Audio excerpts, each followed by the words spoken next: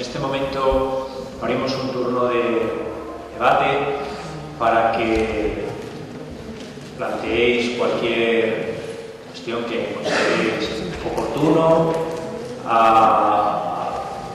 diciendo quién es el destinatario de la pregunta o, en su caso, pues con carácter general. Así que, adelante. Sí.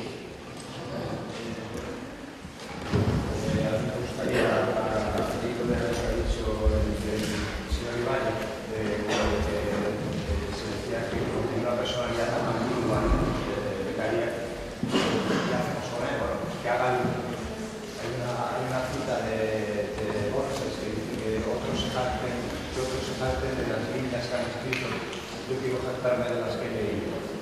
Digo esto porque yo he leído la edición argentina y bueno, me siento un poco orgulloso de haber leído tratar a los defensores de las penas. Me gustaría, en relación con este tema de su personalidad tan ambigua, leer dos extractos. El primero, que escribe otro César, en este caso César Lombroso, que dice el cuadro de patología mental de este genio, que definía el cuadro de patología mental de este genio como arquitectónico, a menudo alucinado, a menudo pervertido, hasta la locura moral en el sentimiento y hasta el infantilismo y la invencibilidad con los inocentes.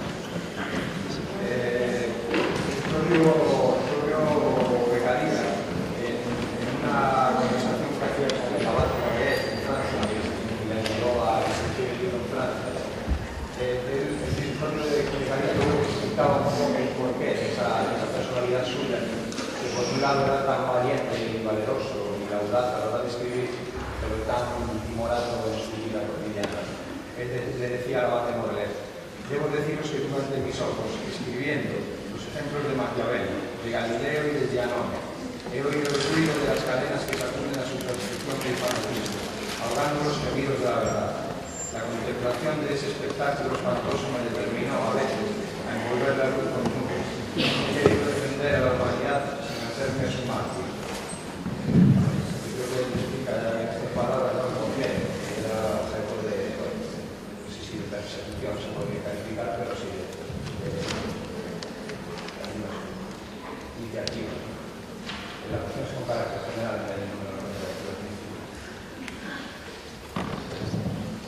No, pero no estaba haciendo una pregunta, sino una afirmación, que él tenía un aporte desde el punto de vista de su lectura sobre el tema y es absolutamente pertinente, es decir, no hay que agregar mayor cosa, porque no está haciendo una pregunta, está afirmando una lectura.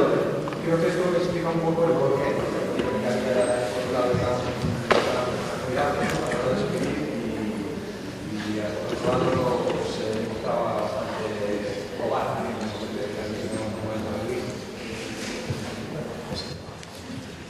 Yo es que realmente creo que lo que sí ruego es silencio, ¿no?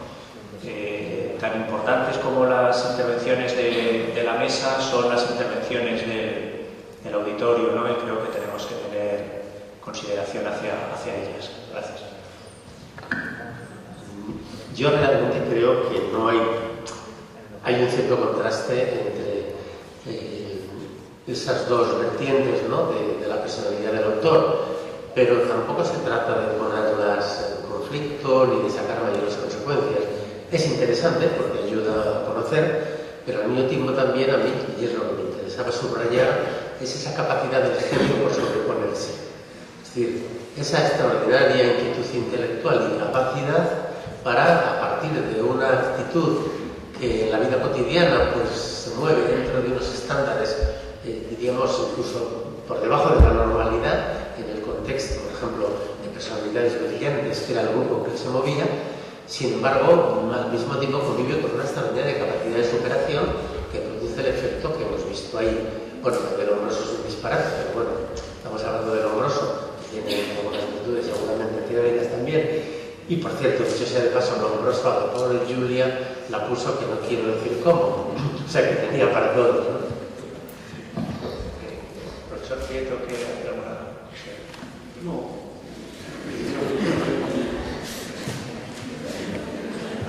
yo sí quería, en la línea de Perfecto Andrés, es una cuestión puramente, una consideración puramente personal, pero la verdad es que para ser tan timorato se atrevió a escribir algo que ponía en jaque todo, digamos, el status quo del momento, ¿no? Por lo tanto, yo no haría al principio una división tan tajante entre la persona y su obra, ¿no? Incluso se le ha criticado, es decir, los anti-Beccaria, ¿no? Pues le critican que incluso que no fue lo bastante valiente, ¿no? En algunas cosas, ¿no? Cuando sabemos que si no llegó más lejos, por ejemplo, en el aspecto de la pena de muerte, ¿no? De la, digamos, admitida con un carácter puramente excepcional, fue porque probablemente en el contexto en el que escribió era imposible hacerlo, ¿no? Y uno se pregunta si algunos de los anti-Beccaria, ¿no? de los críticos han sido o son incluso tan valientes en el momento actual a la hora de criticar, ¿no? Las discrepancias entre la realidad legislativa y las derivaciones también de carácter jurisprudencial respecto al modelo del derecho penal del Estado de Derecho, ¿no? A propósito de la carta, esa famosísima carta de Beccaria a Morelet es muy interesante por muchas razones, pero Beccaria se encuentra con que Morelet le cuenta que ha traducido el libro. Morelet es un abad, discípulo de d'Alembert, y ha traducido el libro. Entonces Beccaria se encuentra impresionadísimo, porque claro, ser traducido precisamente por un enciclopedista en la París de las Luces, para él es algo impresionante. Pero Morelet explica además que se ha permitido el lujo de revisar el libro, incluso metodológicamente, para adecuarlo a lo que serían los gustos del lector francés. Porque en la obra de Beccaria, tal como está redactado originalmente, él encuentra algunas inconsecuencias. Esto a Beccaria no le sienta nada bien, pero le dice a Morelet: por Dios, me parece estupendo, mucho mejor su redacción o su estructuración que la mía, etc. Y eso, que es también la pusilanimidad del autor, da lugar a que durante años y años circule como versión canónica la de Morelet y no la de Beccaria. Y Franco Venturi, que es uno de los grandes estudiosos de Beccaria, lo explica diciendo: Beccaria hizo algo muy beccariano. Dijo que sí e hizo que no, porque todas las ediciones que él controla salen de acuerdo con su versión original. Sin embargo, el mercado se llena de ediciones de la clave de Morelet. No se atrevió a decirle a Morelet, o por lo menos objetar, y Morelet escribió, bueno, absolutamente a partir de la obra de Beccaria, pero con modificaciones importantes, incluso textuales, ¿no? Es que creo que si dijimos que Montesquieu y Beccaria son unos retratistas, pues obviamente Montesquieu está mucho más absuelto de cualquier riesgo, porque estaba diciendo que la estructura del poder puede ser así, lo puede estudiar de tal manera, lo ponemos que el poder controlar el poder, y entonces entre funciones o ramas. Es una cuestión que tiene que ver como de una reducción de la realidad, pero el único daño era buscar unas formulaciones que fueran como pacíficas entre todos y que tampoco el régimen se pusiera en riesgo. Pero en cambio Beccaria lo que está haciendo es haciendo retrato de una denuncia de una sociedad que estaba torturando y sometiendo a penas bastante complejas a la sociedad misma. Es decir, es una denuncia contra la autoridad en concreto. Lo otro era Montesquieu armando un esquema muy bonito. Ahí estaba el riesgo. Por eso creo que en ese contexto del lugar y del momento, que Beccaria se diga que no fue tan valiente, pues es que escribirlo hoy es como la reducción de Pitt 3.14.16, sí, pero para llegar allá, ¿cuánto nos demoramos? Ese es el tema. Pero no, es que Beccaria se está diciendo que fue extraordinariamente valiente, es decir, que se sobrepuso a su pusilanimidad. Es decir, es todo lo contrario. Es decir, que fue que definitivamente mucho más valiente de lo que en cierto modo su propia contextura psíquica le permitía, ¿no? O sea que no hay ningún desacuerdo en eso. Claro, que es que los que lo critican diciendo que no es valiente es porque están hablando hoy. Tampoco se critica, yo creo que tampoco se le critica, simplemente son datos que se conocen, sí, bueno, y se pone sobre la mesa. Más preguntas. Sí, María. Se dice, bueno, Becaría, una de las cosas que defiende es, bueno, a la condena, la pena de muerte. Entonces, Pico ha señalado que si utilizan una pena de muerte o un castigo así tan grave para cualquier tipo de pena indistintamente, si se ha argumentado que si utilizamos el derecho penal para cualquier tipo de delitos para la seguridad, que este pierde su valor. Entonces, ya de cara a la práctica, nos gustaría saber, creo que en Europa no hay ningún país que contempla la pena de muerte de ordenamiento, pero para países como Estados Unidos, que se supone que es un país democrático y que aún tiene la pena de muerte de ordenamiento, ¿cómo se podría modificar eso o salir de ese mecanismo disponible, transformando la sociedad sin que se llegase a un caos o sin pasar por un caos posible? Dirigida a...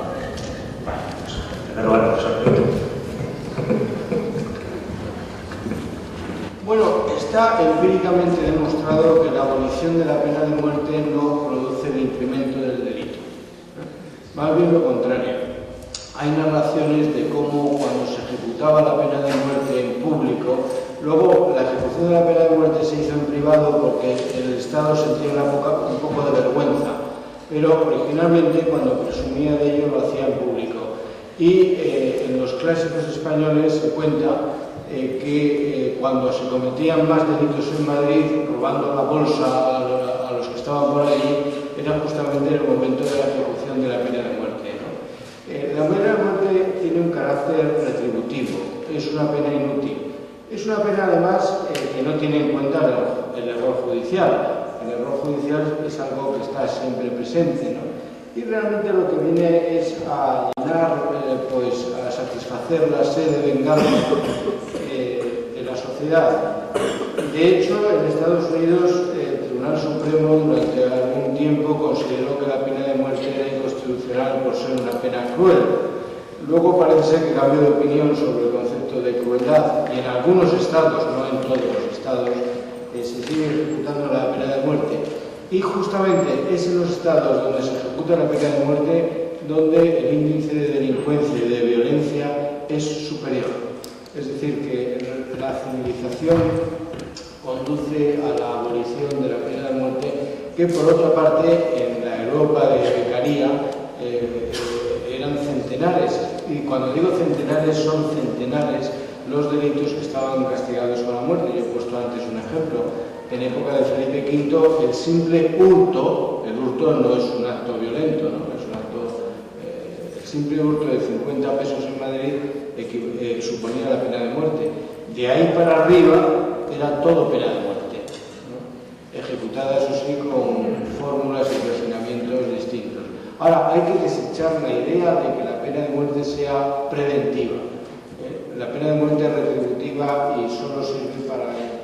Lo que pasa es que esa sed de venganza realmente está tan presente entre nosotros, es el recurso al derecho penal.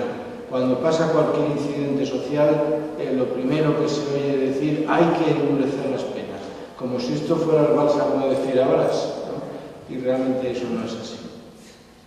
Sí. Pero en una sociedad en la que esté tan arraigado que la pena de muerte es una opción buena y válida para un delincuente, lo que yo preguntar es posible, o sea, esa transición de abolir la pena de muerte sin que haya un periodo de caos entre medias, de no haber derecho a la justicia. Absolutamente posible y deseable. Y deseable. Es decir, no, cuando se abolió la pena de muerte en Estados Unidos no pasó absolutamente nada, al contrario, ¿no?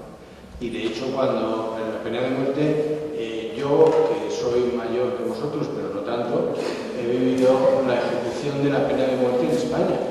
Es decir, cuando yo era estudiante primero de Derecho, se produjo la última ejecución en España a un anarquista que se llamaba Pusantich y a un pobre húngaro que pasaba por allí y que también le dieron garrote vil. Es la última ejecución de la pena de muerte creo recordar en España, o no, las de Frankfurt y posteriores. No, bueno, y cuando se le abolió la pena de muerte no pasó absolutamente nada. Nada. No, al contrario. Yo quería decir una cosa. A mí hablar de Estados Unidos cuando se trata de justicia y proceso me parece francamente improcedente, no es un reproche. Es decir, no es un paradigma, no es un ejemplo de nada. El derecho penal estadounidense es bárbaro, pero de Alemania. Y en concreto, la pena de muerte en Estados Unidos seguramente es el país occidental con índices mayores de violencia, que no serían explicables si no fuera precisamente por esa tolerancia o esa convivencia con la pena de muerte. Si la pena de muerte no sirve como no sirve para prevenir, evidentemente la supresión de la pena de muerte donde se produzca no va a tener mayores consecuencias. A mí lo que me parece aterrador es que se pueda convivir con ese fenómeno tan odioso. Además, la prensa está dándonos todos los días informaciones que son alucinantes. No encuentran el fármaco idóneo y entonces se ensayan. ¡Qué barbaridad, qué locura! De verdad, lo de Estados Unidos es para tomárselo. Bueno, el proceso penal en Estados Unidos está reducido, salvo esos 4 o 5 televisivos de los que tenemos noticia, ya sabemos en qué consiste. Es decir, imputado a la cárcel directamente a través de un pacto colectivo entre el juez, el fiscal y un abogado que no defiende y a la siguiente. Es terrible, ¿no? Sí, yo también quería sumarme a lo que se ha dicho, totalmente de acuerdo con la reflexión que ha hecho el profesor Prieto en torno a la pena de muerte. En los Estados Unidos se ha debatido durante largo tiempo sobre el efecto preventivo de la pena de muerte, el llamado deterrence effect de la pena de muerte, y hay estudios contradictorios a lo largo del tiempo. El último ha aparecido en el año 2013, publicado por la Sociedad Científica Americana, donde sigue habiendo datos del todo contradictorios, ¿no? Lo que en un momento parece desde el punto de vista empírico negar el efecto preventivo de la pena de muerte, en otro tipo de estudios de carácter matemático, empírico, etcétera, más bien parecen afirmarlo, y así hemos vivido a lo largo de las últimas décadas un vaivén insostenible. En mi opinión, lo que demuestra todo eso es que lo que menos importa es que se pueda demostrar o no, desde el punto de vista empírico, que existe un efecto preventivo de la pena de muerte. Más bien parece que los estudios más solventes parecen demostrar, insisto, desde la perspectiva empírica, como bien ha dicho el profesor Prieto, que ese efecto no existe. Pero es que, aunque existiera, en el marco del derecho penal, del Estado Constitucional de Derecho, hay ciertos límites, como la prohibición de la tortura o la abolición de la pena de muerte, que desde el punto de vista de la evolución de la civilización humana y de las ideas en torno a la imagen del hombre y a su dignidad, están completamente excluidas. Es decir, que allí donde hay unos estudios empíricos que niegan esa eficacia preventiva, pueden surgir otros que a lo mejor están ideológicamente interesados o propulsados que afirmen lo contrario. En último término, eso da igual, porque lo que está detrás no es que se pueda demostrar o no que existe el efecto preventivo de la pena de muerte, sino el sentimiento de venganza, como bien se ha dicho aquí. El sentimiento retributivo, el sentimiento del que la hace la paga, ¿no? El ojo por ojo y el diente por diente. Si tú matas, te vamos a matar, ¿no? Lo que convierte al Estado o pone al Estado en la misma situación o al mismo nivel que el delincuente, ¿verdad? Que el que ha matado previamente. Eso es lo inadmisible. Y lo inadmisible de la pena de muerte, lo que la hace verdaderamente inadmisible, es la crueldad. Es una pena cruel. Y el Estado de Derecho no se puede poner a ese nivel. Luego hay otros argumentos que se manejan tradicionalmente, como es el honor judicial, que se ha comprobado que existe, también la selectividad en la aplicación de la pena de muerte en los Estados Unidos, que también ha sido demostrada, y otras muchas cuestiones. En definitiva, becaría, pues se adelantó a su tiempo, propugnó un derecho penal humanitario y vemos que hay cuestiones que él reivindicaba, que claro, como es esta, que todavía sigue siendo asignatura pendiente, lógicamente. Claro que sí.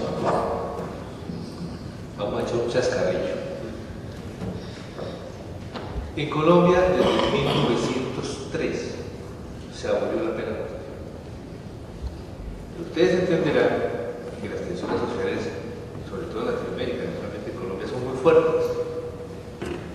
Entonces vino una ley que era llamada la ley antisecuestro, la ley 40 del año 93. Y obviamente se aumentaban las penas, porque allá siempre se aumentan las penas y se cree que, allá digo yo Latinoamérica, ¿no? Que aumentando las penas se disminuye el delito. Bueno, hay una cantidad de sensores interesantísimos y llegó al debate de la pena de muerte por el secuestro. Las opiniones generales se dividieron, el debate en la prensa fue muy arduo, entonces uno decía, hombre, no a la pena de muerte. Entonces la respuesta es, o sea, que sea el secuestro.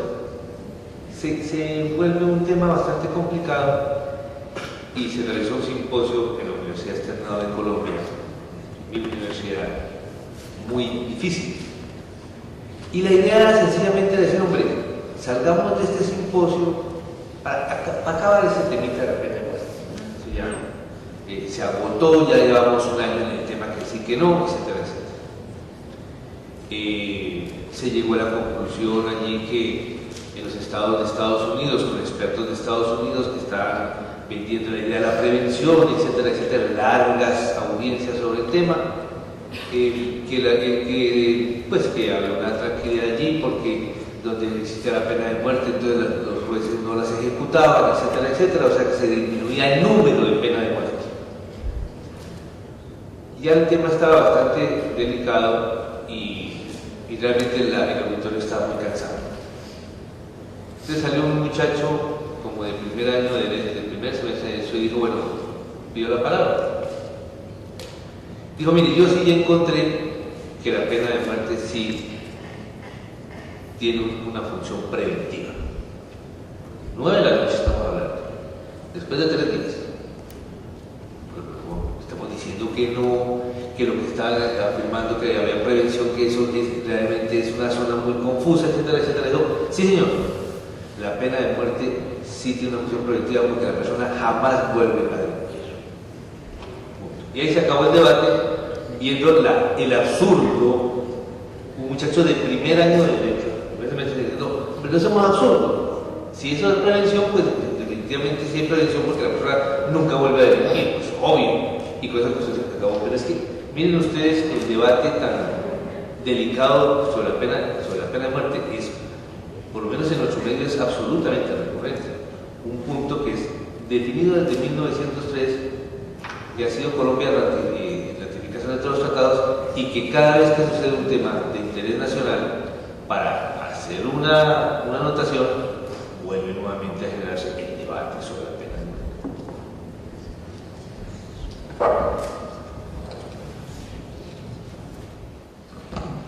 Simplemente una observación. En España hemos pasado por situaciones terribles, los crímenes reiterados de ETA, temporadas horrorosas, y es sorprendente, y es un dato que me parece que a mí me congratula con este país, que da tantos motivos de disgusto.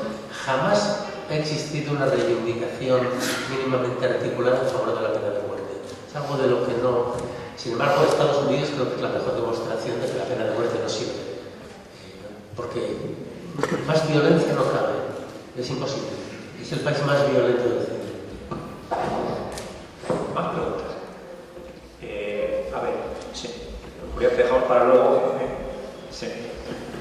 Quería preguntar al magistrado respecto a Andrés Iván, que al hablar sobre la guía y la relación que ha establecido con la efectividad de los jurisconsultos, ha indicado que hoy se habría reflejado eso en la realización del único testigo como prueba privilegiada.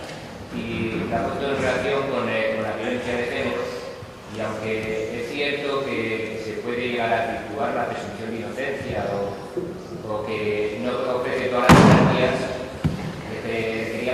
es qué alternativas se ofrece ante los delitos de violencia de género cuando la única posibilidad de demostrarlo es la declaración de la víctima. Sí, agradezco infinito la pregunta porque me he quedado con la sensación de que a lo mejor la forma de expresarme no dejaba el tema suficientemente claro.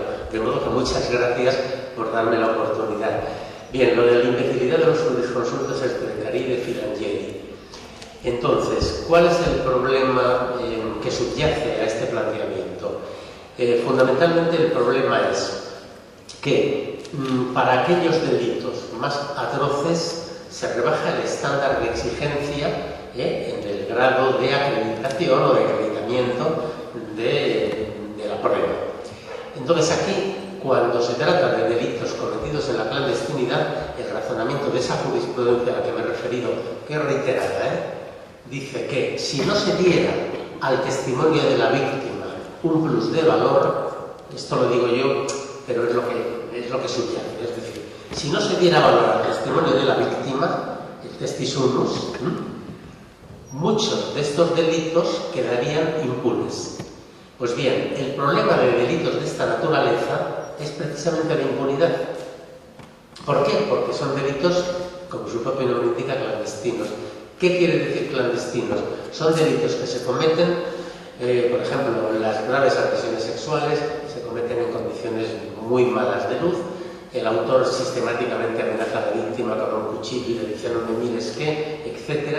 Y en esas condiciones, la psicología del testimonio sobre esta materia ha producido muchos estudios, se sabe que la persona que está siendo sometida a esa violencia extraordinaria pierde, en términos también extraordinarios, su capacidad de observación y su capacidad de prevención.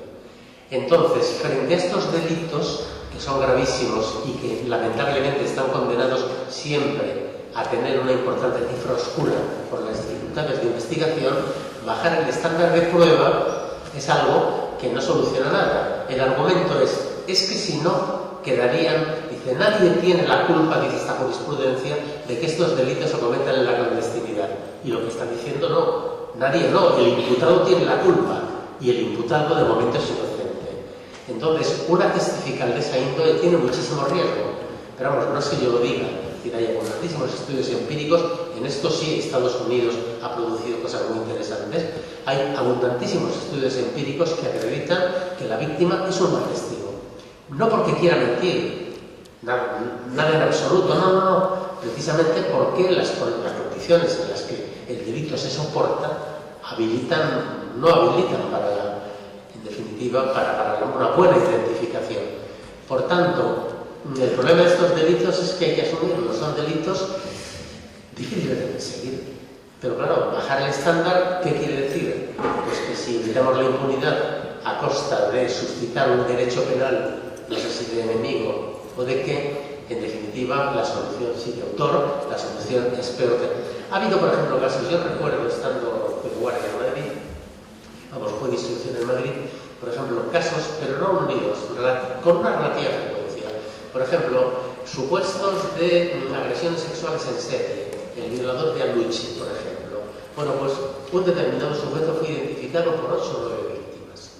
Bien, imputado, procesado, no llegó a celebrarse el juicio, pero la policía advirtió que en otra zona de Madrid se estaban cometiendo también delitos de una factura similar y con un perfil de autor parecido.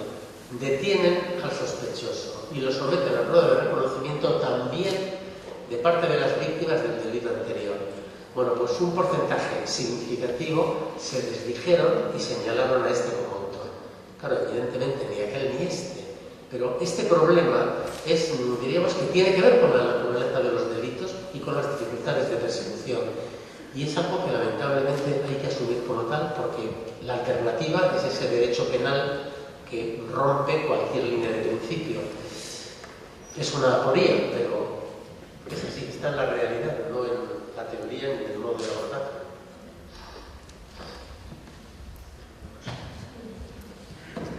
Bien, ¿más preguntas? Había por ahí alguna mano más, ¿verdad? Todavía tenemos un ratito.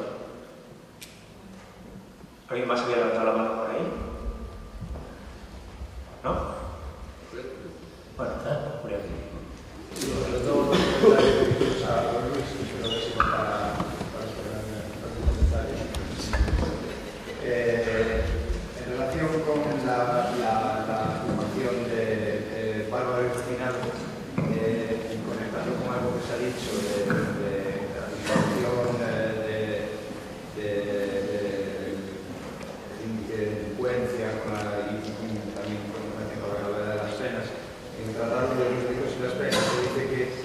dulzura de las penas es más propia para disminuir que para multiplicarlas.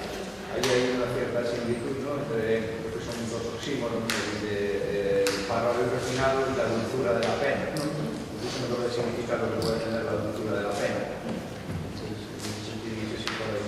Sí, lo del bárbaro y refinado, aunque parece contradictorio, pero es realmente así. Los suplicios en el antiguo régimen se pueden calificar como bárbaros por el grado de sufrimiento que infligían al reo. Y a su vez como refinados, porque hay que tener una mentalidad bastante refinada para inventar suplicios de esa naturaleza, ¿no? Y hay infinidad de testimonios. Yo he citado el suplicio de Gamis, que las actas del suplicio están en Foucault, en Juzgar y Castigar, pero, por ejemplo, si queréis algún ejemplo español, la ejecución del general Riego. El general Riego es el que se subleva en Cabezas de San Juan contra Fernando VII y es ejecutado en la Plaza de la Cebada de Madrid, pues se puede comprobar cómo fue la ejecución, está documentado. Por eso era bárbaro, porque hay que ser bárbaro, pero son refinados, ¿no?, al mismo tiempo. En cuanto a la dulzura de las penas, Beccaria y en general todos los ilustrados hablan de la pena siempre con dos calificativos. La pena ha de ser dulce, pero ha de ser segura. Lo que no se puede hacer con las penas es lo que se está haciendo hoy, que es negociarlas. Es decir, la pena debe ser la mínima indispensable, pero ha de ser segura. Lo que no puede hacerse es negociar las penas, que es lo que estamos viendo cotidianamente. Sí, no. Aquí también con ese mismo perfecto que decía has llevado que el ius puniendi, que no es un derecho, sino que es un poder. Quizás también creo que usted entiende que además el poder es un poder saber. Poder es el saber. Sí. Bueno, no, si esto ha sido lo he dicho de pasada, ¿no? Entre los penalistas se utiliza mucho la expresión jus puniendi, el jus puniendi del Estado. Pero es una cosa significativa, que el Estado tenga derechos, ¿no? El derecho a castigar. No, porque eso en el imaginario y en la función pragmática y simbólica que tiene el derecho, hablar de derechos, es decir, de derechos subjetivos, parece que es hablar de libertades restrictas, ¿no? Y castigar debe ser un poder sometido a fuertes limitaciones, ¿no? Por eso, bueno, se puede seguir hablando de jus puniendi sin ningún problema porque nos entendemos todos, ¿no? Pero llamando la atención sobre que punir no es un derecho.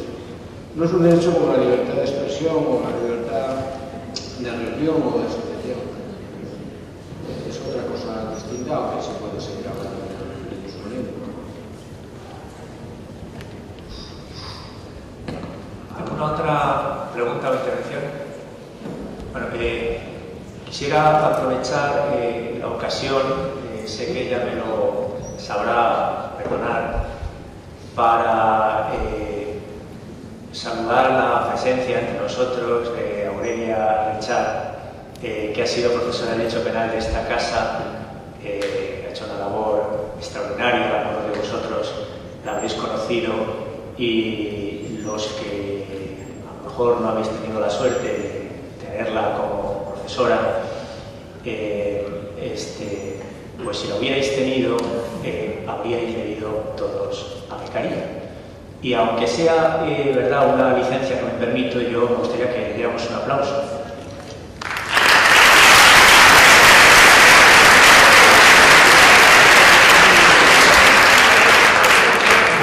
Yo sé que ella está emocionada, ¿verdad?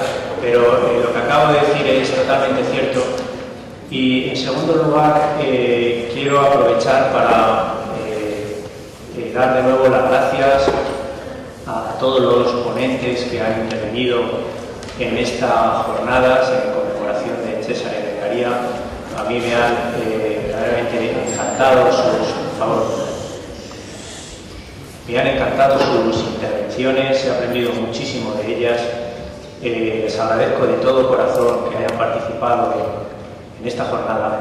Y lo que me gustaría respecto de ustedes o vosotros, ¿verdad?, es que los que no hayáis leído el librito, lo primero que hagáis al llegar a casa es leerlo.